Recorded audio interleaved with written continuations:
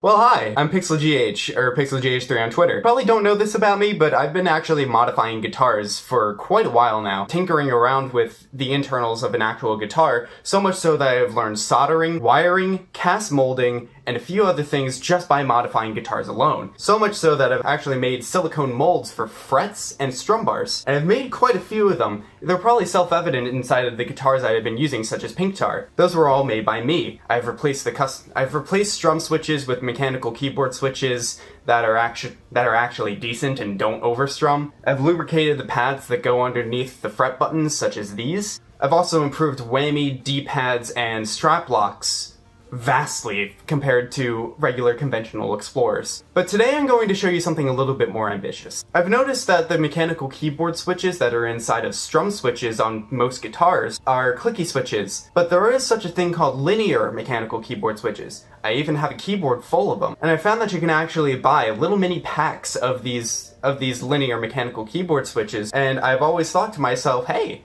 why not put these inside of a guitar? And that's exactly what I'm going to show you today. This is mechanical keyboard switches as frets inside of a plastic guitar. Let's show you a little demonstration.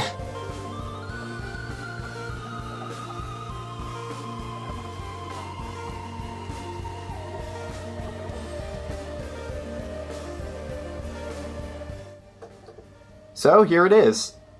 These are Kale Chocolate Brown switches. These are tactile switches that resemble Cherry Amex Browns but have a much shorter travel. Around the same travel, if not a little bit longer than Guitar Hero Rubber Dome pads. So as you can see, the mounting mechanism is pretty barbaric. I had to use the circuit board in order to be able to mount these guys just because I didn't have a piece of plastic that was long enough or the correct shape in order to be able to mount it. And this is actually a really bad method because these things bend pretty easily.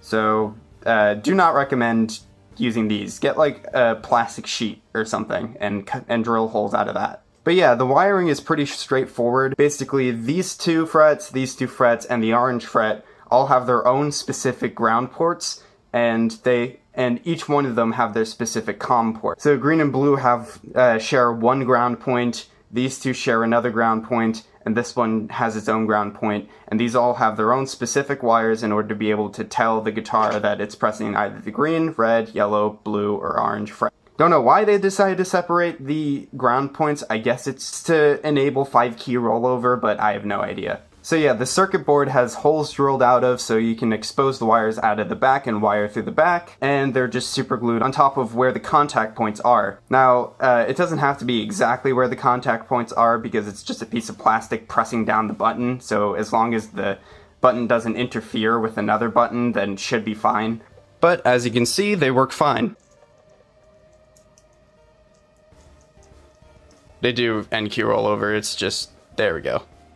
Yeah. So really the only thing that's mounting these to the actual neck is these screws right here. They're just the screws that held together this thing when it had rubber pads. Problem is, these are way thicker of a profile than rubber pads traditionally are.